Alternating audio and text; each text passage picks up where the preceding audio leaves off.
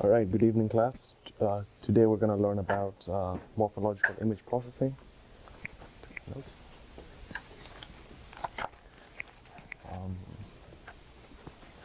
We're going to cover a few items. First of all, we're going to look at its uses, and then we're going to look at some operations, like all those are just operations: erosion, dilation, opening and closing, and hit and miss operations, hit and miss transform, thinning and thickening reconstruction, which are subsets of the ones in blue.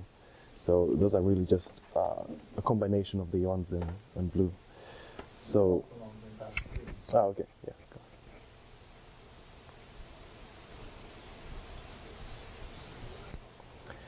So morphology is concerned with mostly form and shape, as unlike color. So we'll just be changing the shape of whatever binary images we get. We'll be changing their shape using a simple element, and we'll call this element the structuring element. And the structuring element is nothing more than an array of, maybe an array, but it's not really an array because you cannot apply, methods that use on arrays really. So it's more like a special array, and we use this to kind of manipulate the image, kind of to get a different image, to get a different shape, and we'll look at examples shortly. So, what can it be used for? So the image on the left, we say for example, you scan an image, and it has so much noise. And so, using the morphological techniques, we can remove all the noise, like on the image on the right. Another issue is removing what we call false negatives. So the first one, these are false positives. All these these extra dots. We really don't want them, so the scanner or the camera picked those up, but we don't want those. And the ones inside here, this could be false negatives. So the camera maybe picked up some noise inside the image that we want, inside the shape that we want, and it can also be used to fix. Say if you have these, if you want to straighten out the image, basically it's about knowing what the image should be like, and once you get an input from a camera or a scanner, you can tell that it's not really what you want, so we can use the morphological techniques to fix those. Another one is to isolate objects, but we'll look at further examples there. But in this example, we have two objects which are kind of connected, but we know they're not supposed to be connected. This will be like say you're taking the photograph of a galaxy or a telescope, and you have two star systems that are so close that they appear to touch. So when you threshold those image, or you make it binary, the camera, the process, assumes they're connected. But so if you want to separate them, you can use the morphological techniques to separate those. So those are some of its uses. And these are the people who came up with this idea, George Materon and Jean Serra. You should check them out. But before we begin, we will have to kind of recap on set theory. So this is just basic set theory. There's nothing special to it. We have region A and region B, and we have the B. This is the union. This B is the union of A and B. This is the intersection. This is the complement of A. All the regions that are outside of A, and this is the A minus B, which is defined as the intersection of A and all the regions that are outside B. So it's the intersection of A and the complement of B, something like that. So the first one we're going to deal with is dilation, the first method. And dilation is where we basically use the structuring element to manipulate the image. So in what that equation says is find me all the set elements of Z such that when the structuring element is shifted, if it has any overlap with the original set. Okay, anyway, let's look at an example. This is our structuring element. It's in gray. I know it's tough to see, and the structuring element always has a defined origin. And that is our shape that we want to manipulate.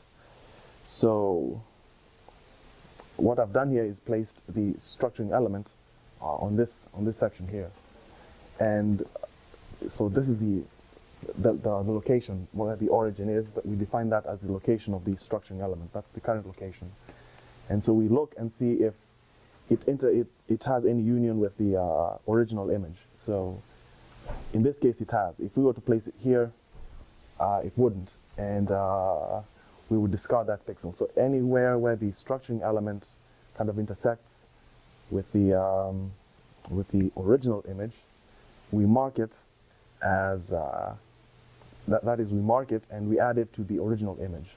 So if you go around through the entire frame, you don't really have to do the entire frame, but you could just go around, and you can see the dots in red are the ones that we were able to. Those are the ones that fit the dilation requirement. So this is the final image, and so we see that we've added stuff to the original image, and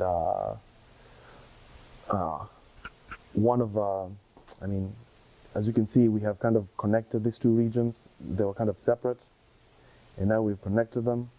So this can be a useful property.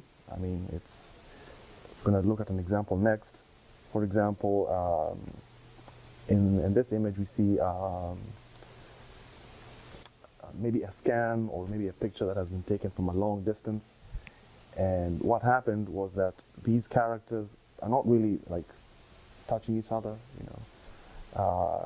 they're kind of fragmented. So if we were to apply dilation, I don't have an example where we actually did it. I couldn't find the image to actually perform dilation on the original image, but if we were to perform dilation, it'll actually fill this hole. It'll actually connect this, and if we can see that these are about maybe 1 pixel wide, so we can apply a structuring element that is like 1 pixel, disk pixel. This one would be a good one. If you applied like a larger sized one, it'll completely obliterate the original image, make it useless. But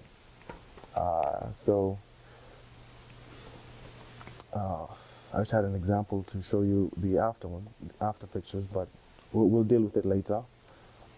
Next we have erosion, and if dilation added stuff, erosion removes stuff. It removes thin lines and isolated dots. So look at example next. It's pretty much the same thing. Says find me the location such that the SE translated by Z will fit inside the original image. So we're basically moving the structuring element around the image and finding all locations where the structuring element will fit inside the original image. So let's look at an example next. So here we have structuring element again, and that's the original image, and this time we're going to make sure that our structuring element, this one, will fit inside the original image and mark those dots as the ones we want. Anything else, we discard them. So the red dots show, those red dots show the pixels that would survive. The rest would just be taken away. So this is like the final image, and I think I forgot to run through some examples on MATLAB to kind of demonstrate this. I wrote this image.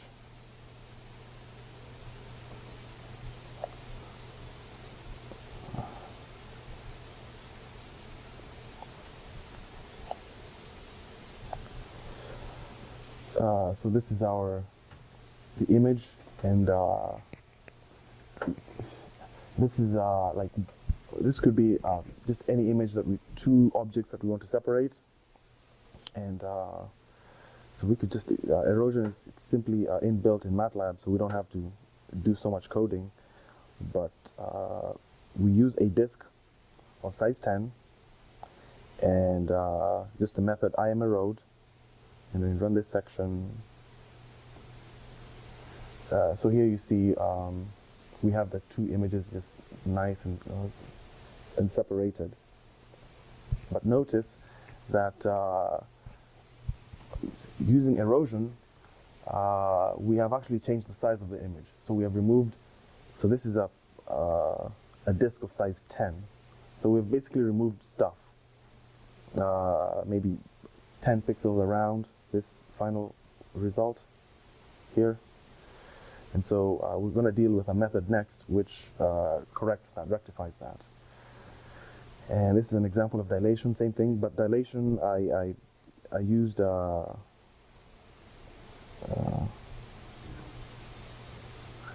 this is the image I just finished eroding, and so we're going to dilate that image and it's using the same structuring element. We're going to run this code. Simple. We return back to the original shape. So that is a basic idea of erosion and dilation. Come back here.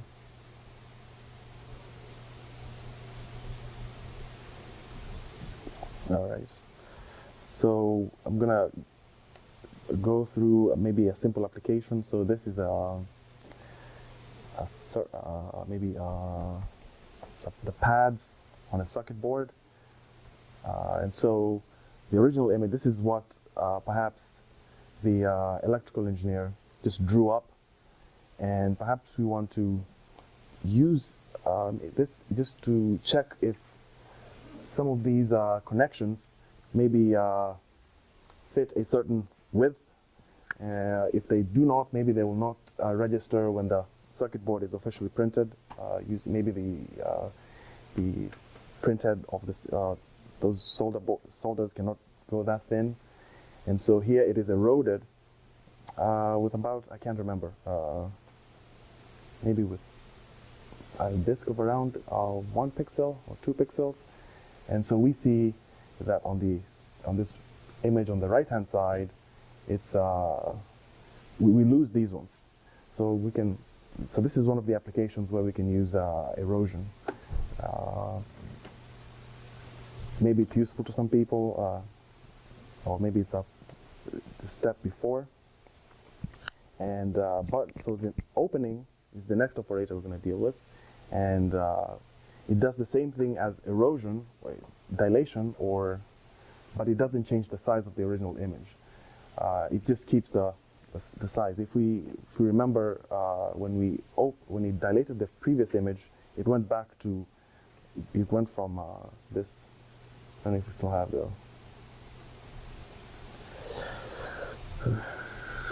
when we ran this, so this figure became connected again. This may not be desirable. We may want to keep the original shape of what we had before. And so with opening, this will allow us to do that. And opening is just, you erode the image and then you dilate it in that order. Use the same structuring element, do not change the strahl, which is what MATLAB calls it.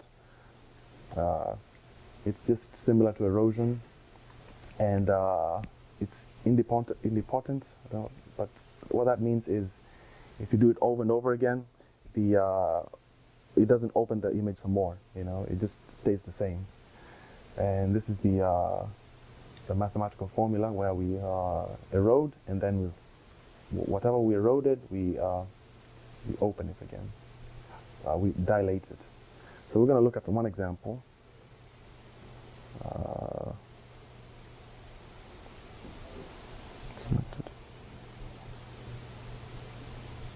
So here we go. It it actually destroyed my. I had tried to add some noise inside there, which mangled my previous image. But the point is, it remains circular. It should ought to have remained circular anyway, and did not reduce the size. It did not join with the two objects did not join, whatever they were. And closing. Next, move to closing.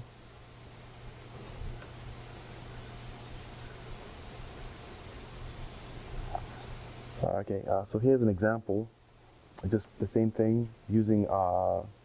This is the structuring element here. All ones. So over there we erode it to get just to a simple pixel. And then as soon as we enlarge it again, we get the same size as the original, whatever we had originally.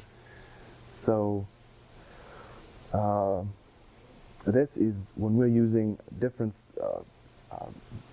types of different configurations of the structural elements. So this, in the first case, we use a 9x3, so that's like a really long structuring element. And it knocks out the actually, the first one we use the long structuring element, and so it knocks out the vertical components. And when you use like a horizontal bar, we knock out the vertical components, and we get an image like this. And so, what? So, what criteria do you choose, or do you use to choose the structuring element? It's just usually just experience, unless the professor wants to add.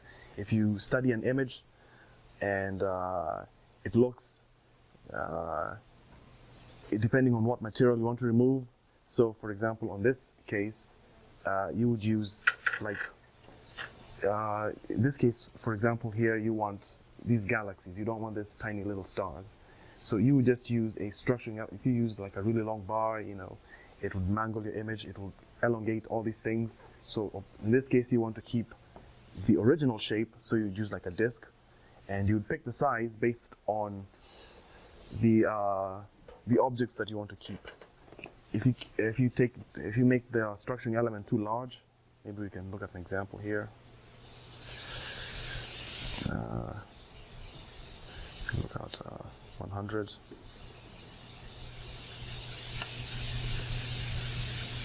I don't know. You wouldn't be left with anything. See, it's knocked the whole thing out.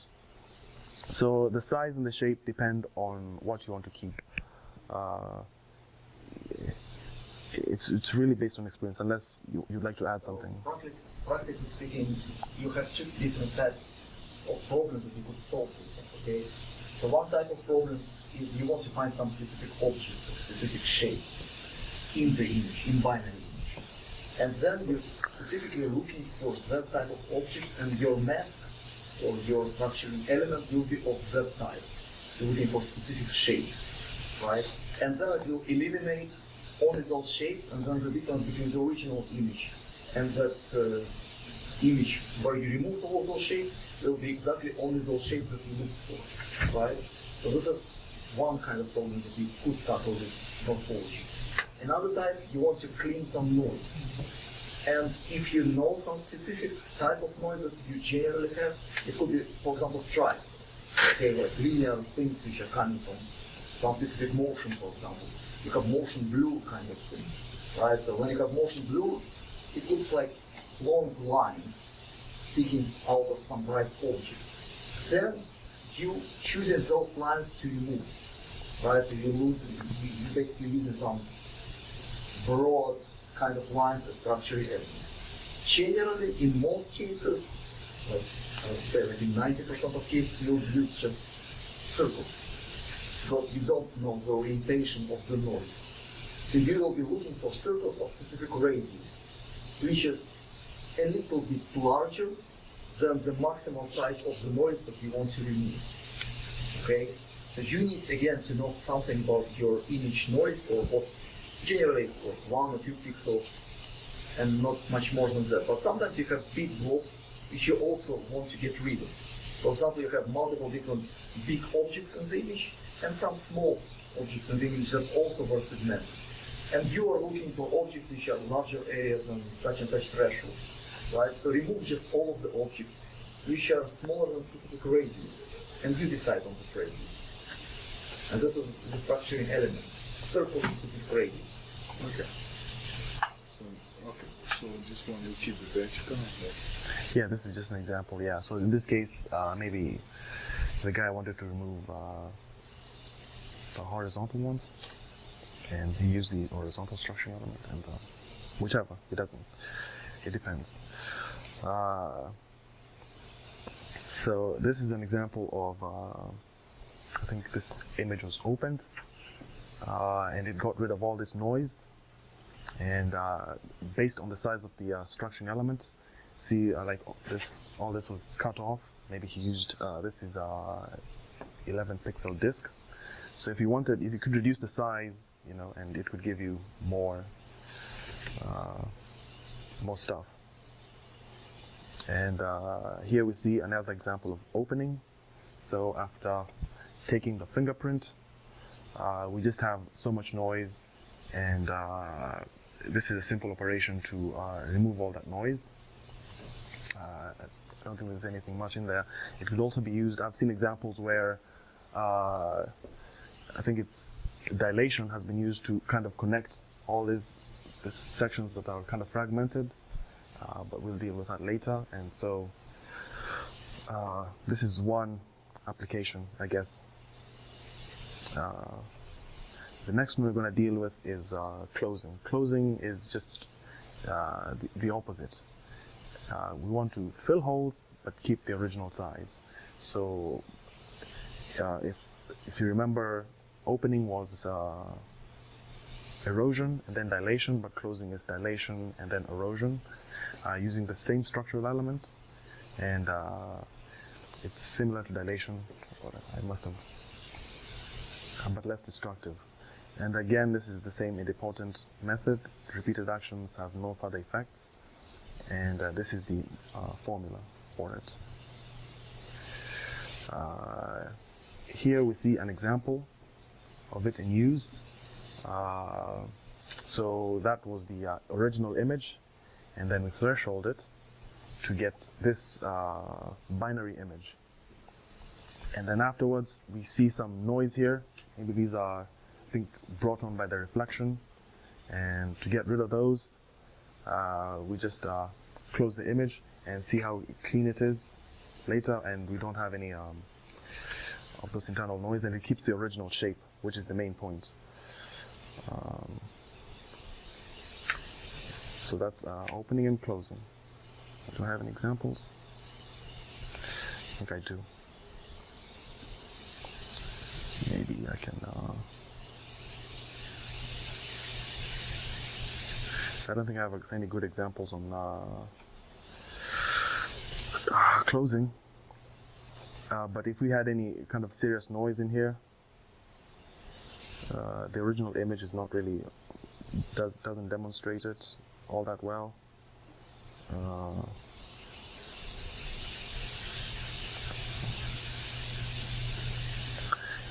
We don't have any noise in there, so.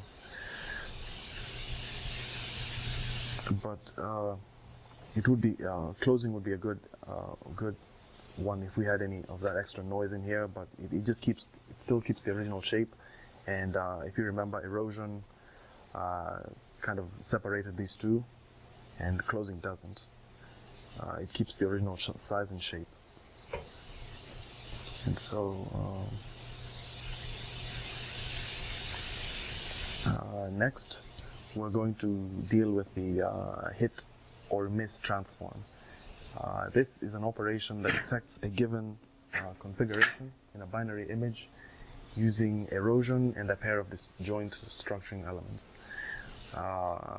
So hit or miss transformation can be used to find particular patterns in your image.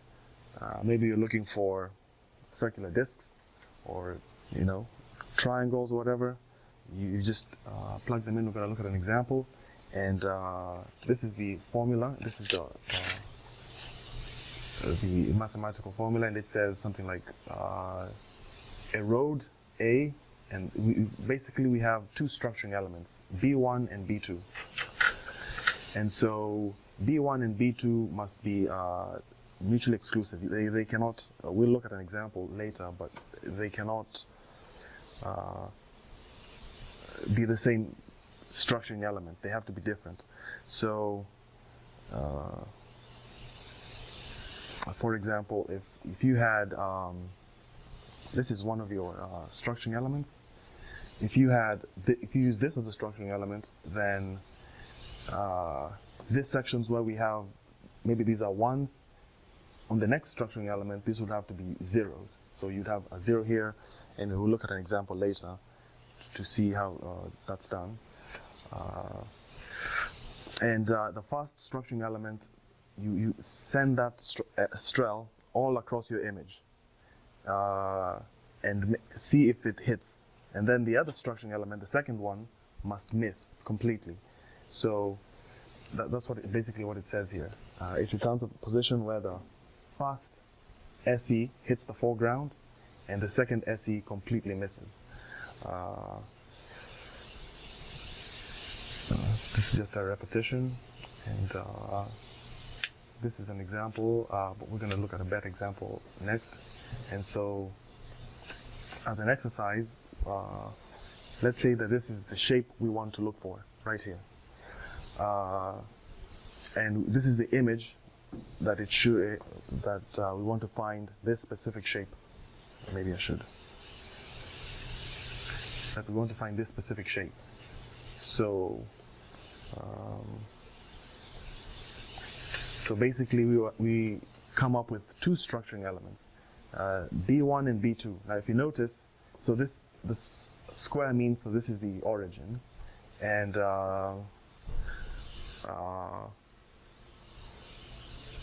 we send this structuring element all across the image and make sure that it actually hits.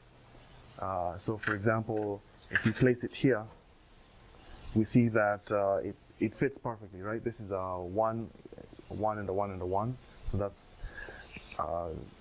fits there. And then we bring in the second structuring element and fit it in the same place.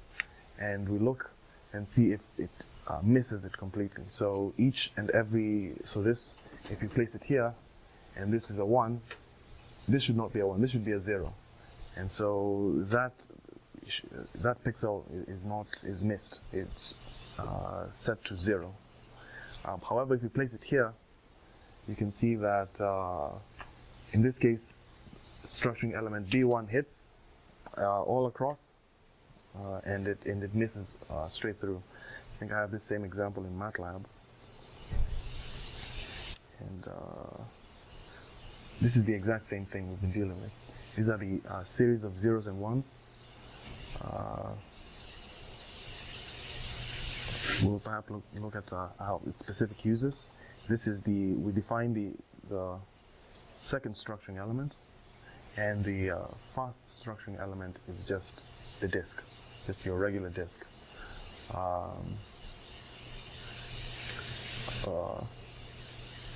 Run it and see the result.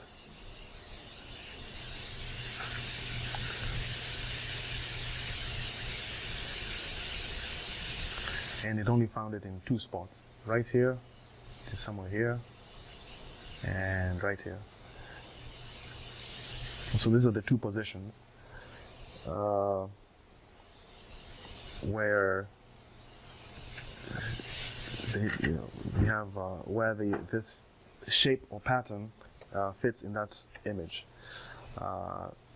Basically, if you did like I think if you did like a 0 here, like a 0, if you wanted it to hit 3 spots. See, so in this case, this section has been ignored because we don't care about it. It's like whether it's a 0 or a 1, we don't care. So in this case, the hit and miss operation was able to leave this pixel on because we don't really care about this pixel. So that's one way to identify a pixel that you don't care about. I was having a hard time finding applications because, I mean, if you look at any image, I mean, maybe you take an image of a star system, and you look for that specific pattern, you may not find any, because it's so hard to match it exactly anyway. But we'll look at some examples next.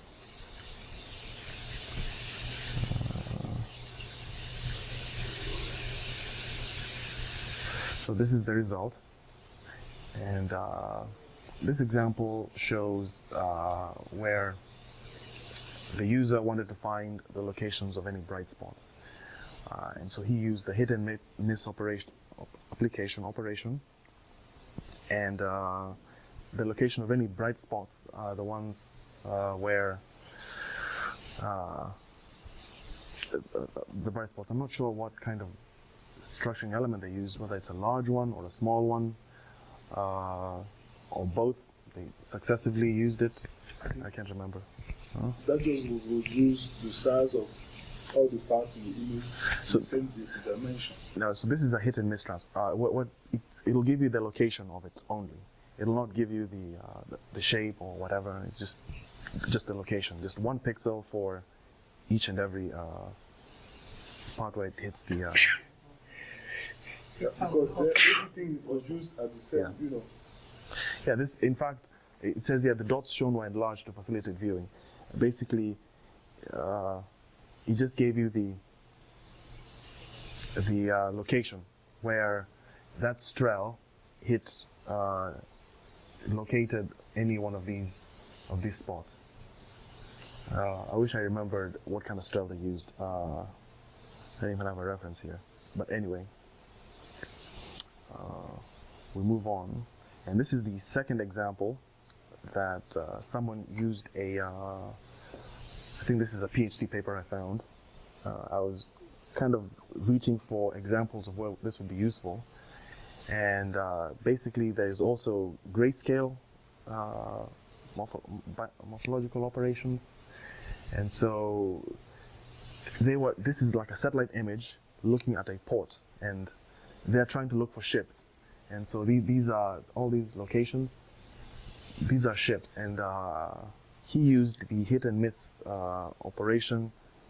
Kind of, it's a long paper, and this is the link to it. You could read it, but he used the hit and miss transform to identify the locations of the ships, and I think it also maybe hit some barges or something. But so these are the highlighted sections. I think he missed most, but anyway. If in case you're wondering where all this can be applied, this is a good example.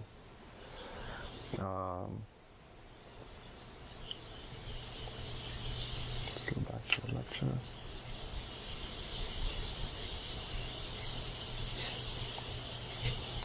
All right. So the next operation we're going to be dealing with is thinning. Thinning is a morphological operation that is used to remove selected foreground pixels from binary images and is useful for skeletonization. So in this case, you want to find basically the thinnest pixels making up the image. So if you could leave it to one pixel, depending on your structuring element, you could leave just one pixel, like in this case, for example, here maybe this is like a pen that is too thick, and all you want to do is just leave a kind of a single pixel to show the stroke, how that pen was used to draw. And so here, this is the operation itself.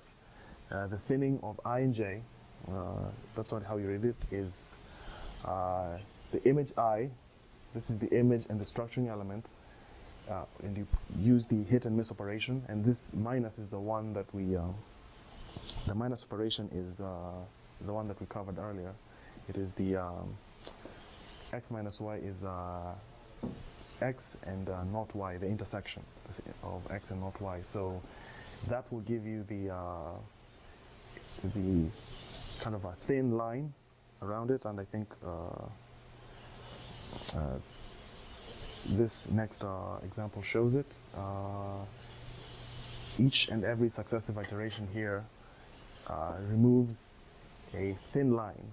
So this is like the original image, and the first time we do the operation, we take out like one chunk, and we keep on taking every single time more chunks until we are left with like an image of a single pixel wide, because this is basically our structuring element.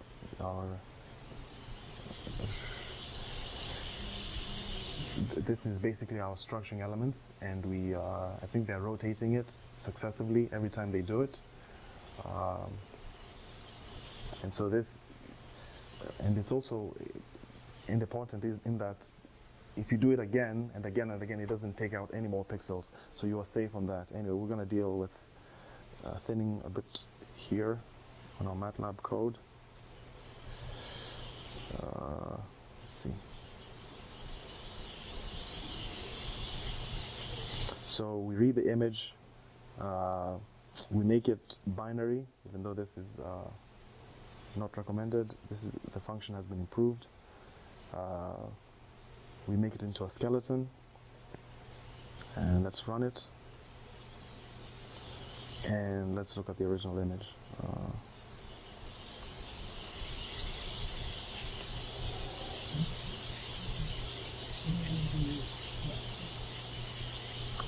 And so this is the skeletonization of this. A better example is found here.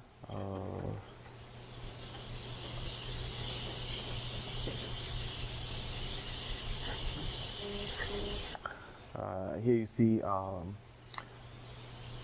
scan of maybe a fingerprint, and perhaps the lines maybe are too thick, or you want to mimic the operation where, I mean, we have seen APHIS technicians like take a pen and run just the ink pen across all these areas just to make it more clear for the APHIS system. And so this kind of mimics that, and maybe this helps the APHIS system kind of decipher the fingerprints better. So this is one application. Thickening is the exact opposite. So it grows selected regions of foreground pixels in binary images. I don't know if I have a good example. No. It has several applications, including determining the convex hull of a shape and determining the skeleton by zone of influence. So here, this is the union. What this means is the A and the union of the hit and miss of A and B of the convolution. So this is the original image here. This is A. This is the B is the complement of A, and we use the hit and miss transform to combine. I mean, we do the hit and miss transform of these two, and we kind of thicken it gradually until we get the final result with no disconnected points. So it just grows it gradually using our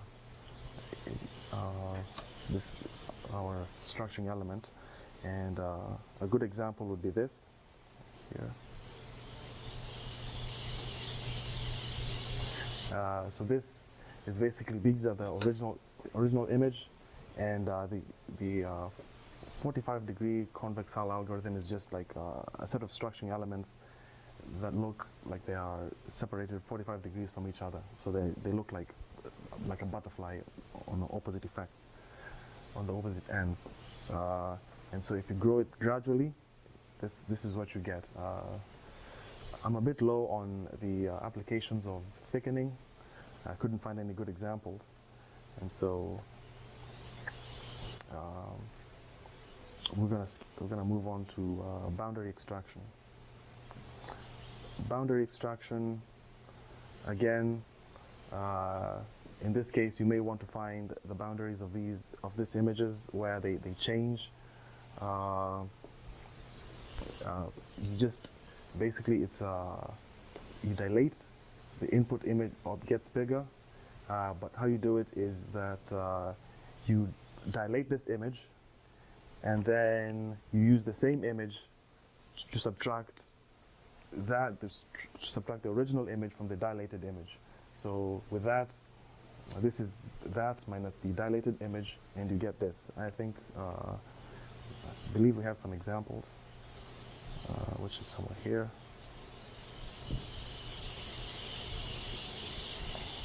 Boundary extraction.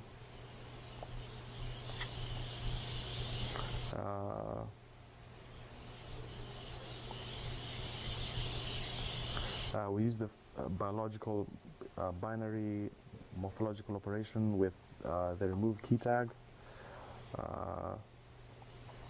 Let's run this and see. So this is just a nice skeleton of whatever we're looking for. I'm not sure what you use it for, but perhaps it cannot be independently used. But maybe it's like a processing step. Maybe you could get the edges or something, and then use it later for something else. So basically, same thing as boundary extraction. Maybe just simple example for the previous one. Make it thicker. Make it thicker? Right. The previous examples, as we said, you don't have any practical examples for the previous function, thickening. What was the name of that function? I think this one. Thinning? After the skeleton. Boundary? In the lecture itself. Right. You said that you don't have the examples. So Oh, okay. you're basically adding additional pixels to the boundary of your original Thickening? Yeah. picture. Take simple example. You have tumor growths in the body, somewhat, or in the brain, somewhat. Okay, you can predict how the structure grows with time, and when it will be affecting some other structures, say in the brain, or when they will get to the structure just by thickening the tissue. So you assume that it will grow, right, with time, until it will get to some specific important centers somewhere in the brain. So this is basically model of growth of tumor, for example. Or it could be used for other purposes where you want basically to make your line wide enough to touch some specific object. You just grow in that line. You don't want to grow into the direction of the line. So you have like narrow line, which is very, very narrow. You want to make thicker line, but you don't want it to be longer. You want it to be wider, right? So you grow in that line until you get and touch some other element. Now, how do you know that you touch that element? You know that by just counting number of elements in the picture, number of disjoint regions. Okay? So if number of disjoint regions getting lower, this means that you created common object between two objects or more, right? So if you have like, for example, 3 objects from the beginning, and one of them is like line, and maybe 2 circles somewhere, you want to grow that line until you touch at least one of those circles, right? Mm-hmm. So when you get only 2 objects or less, it means that you already touched the circle. So you grow in that pixel by pixel, level by level, until you have the touch. So by that you can also measure how far your circle is from that line, right? Because this is exactly the number of steps that you do to touch that circle. So this is for measurement of distance. And many times you need to measure distance between different objects, but you don't know exactly where those objects are. Right? So you don't know how to measure like distance from line, which might be some curve, right? It's not a straight line.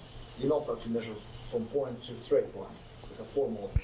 But if it is some curve, you don't know exactly what is the distance from that curve to that line. What is the closest kind of white point which will touch that other point, right? So how you measure that? You just grow in that in any directions, technically, until it touches, which means you get less elements.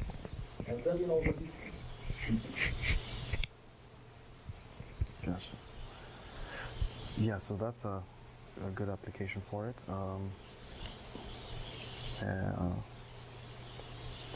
Do you have any good ones on boundary extraction? Maybe we could go Boundary through. extraction is you can do in multiple different ways. Binary, yeah.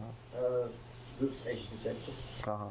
more or less, an edge detector for all kind of different objects that you may have in the image. But this is only for binary image, which means it's much less useful than edge detection on actual gray level or color image, where it's also more complicated. So it's less useful.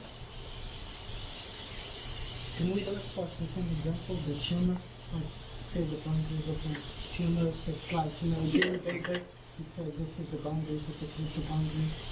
But practically, why would you want edge of the thing and not the entire neighborhood or the region? This is the question. Like, why So we would know you how want to big is extract- the tumor, how long. No, you have the entire area of the tumor. H is just pure function of following the thing. And if you find in some H, most probably you would like also the direction of the following, point by point. Like you want kind of list of points instead of just saying image where white pixels are denoting your H. You want list of XY coordinates, those points in specific order, which is like clockwise or counterclockwise, but some specific order. In that case, you're not putting it. It's still image, right? So why would you want to emphasize that image? Say, for example, you want to emphasize or color some edges of the image and you want to overlay it on top of your original image. So you have, for example, some image, color image, or level image, whatever, and you found some mask for that image and you want to show it on top of your original image. That you want the boundaries. And you don't want to plot it like point by point from the list of pixels, right? So you developing that thing and you have image of the same size, but pixels which are boundary pixels are ones, and pixels which are background, not edge, just zero, right? And you basically adding some constant multiplied by that image to your original image, which means it's emphasizing and making all of the edges white. So this is how you can use it.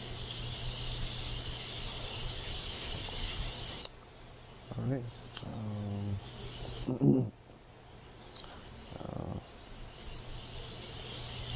So I think we've dealt with boundary extraction. This is an example of a simple binary image that has been whose boundary has been extracted. I think you can get the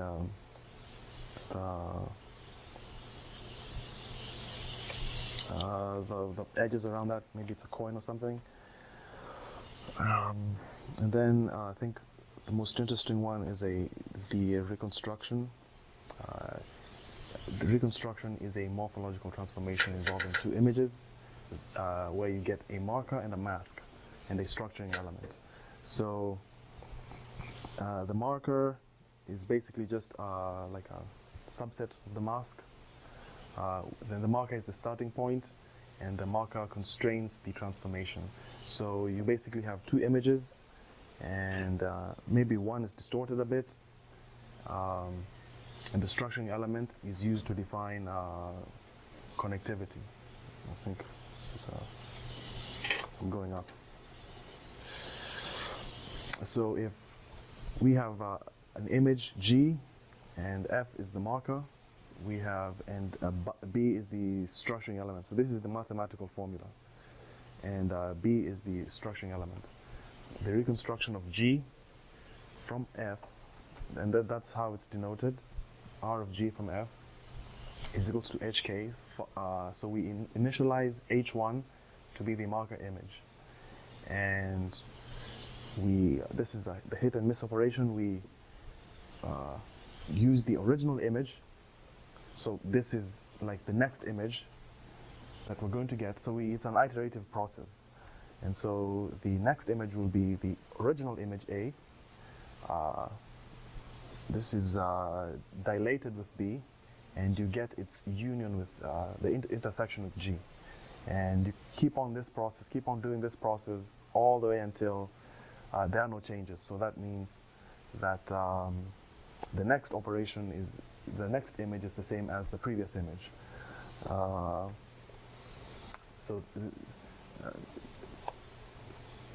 This is just, it's really that simple, but it can be used. See, this cartoon character is kind of distorted. This is the original image, but once you open it, you can see there are some features that are missing. And I don't know, here it only has 2 teeth and the eyes are missing, and maybe you were trying to remove all that noise and you ended up with less detail than you wanted.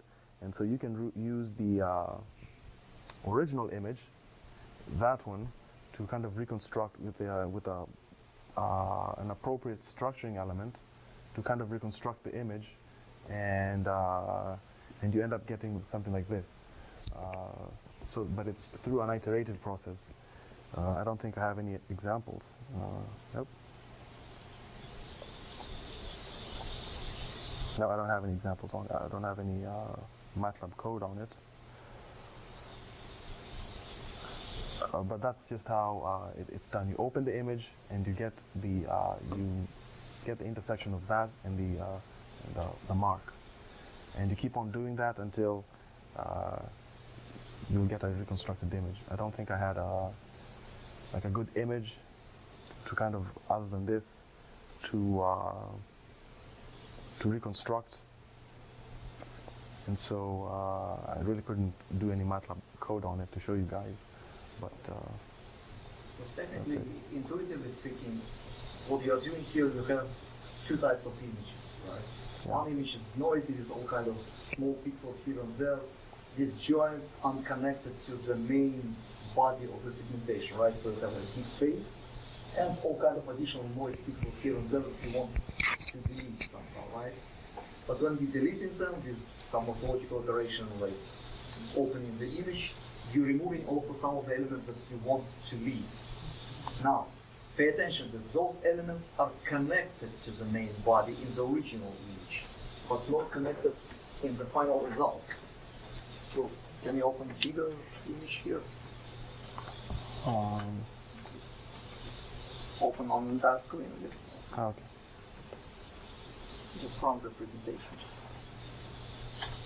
Okay, so look. For example, you see, you left all of that part, which is the main part, right? And removed some of those eyes. So those pixels, those white pixels that you removed this opening are unconnected to the main scene. But those eyes, you see that line here? This is connected here, and connected here, and connected here, and connected there. But you also remove that on that image, right? So what you are doing technically, you are putting that image on top of that image, right? And starting leaking from all the white points, only from those points. You start to find all of the ways where you can leak the white color through connectedness. So all of the connected pixels, right?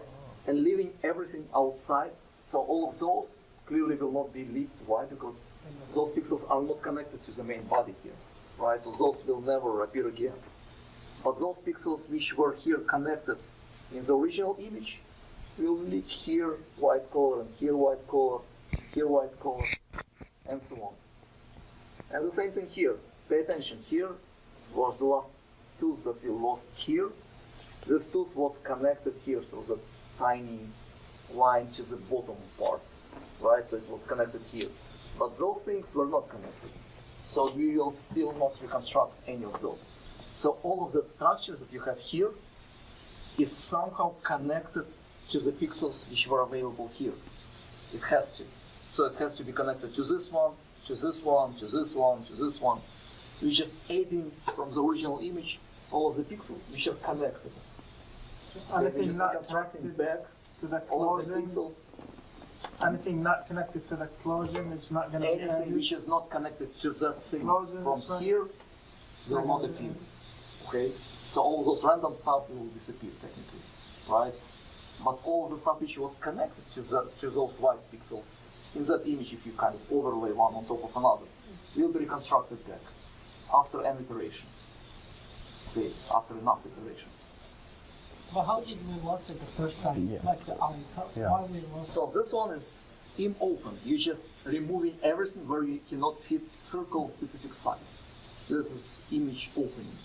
You're basically killing all of the pixels, like removing all of the pixels where you cannot fit circle of that size. Okay? So here you can put it, here you can put it, here you can put it, but here you can't. Okay? Because you have narrow lines here. So those lines cannot contain that kind of size of circle. Right? So all of those will be removed. Those will stay because here you can fit circle, here you can fit circle, here you can fit circle. So circle probably of radius, I assume what is the narrowest line here?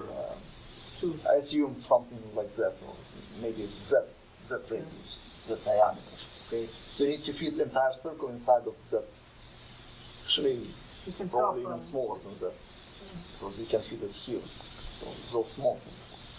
Okay? But you cannot fit it here, because those lines clearly will disappear. So it's a little bit bigger than that thing, a little bit wider. Okay? And then, this is why you killed all of those eyes and that smaller thing, because you have small hole here also. You see that black? So it basically, around that you have much narrower line, killed it because of the opening. Okay? And so on. So all of the smaller pixels were killed by the fitting circle inside of the white regions here, and so on. And you've got something like that, which is missing some of the details that you want to reconstruct back. Now, view details will not appear in the picture. Okay, you'll have exactly the same things that you have in the original image, right? You cannot get more than that. So if you're missing some of the tools here, for example, they will not appear. You have nowhere to take it from. But all of the connected elements, which are unconnected here, will be reconstructed. All right, and I believe that was it for tonight. I got nothing more, unless you have any questions. Good job.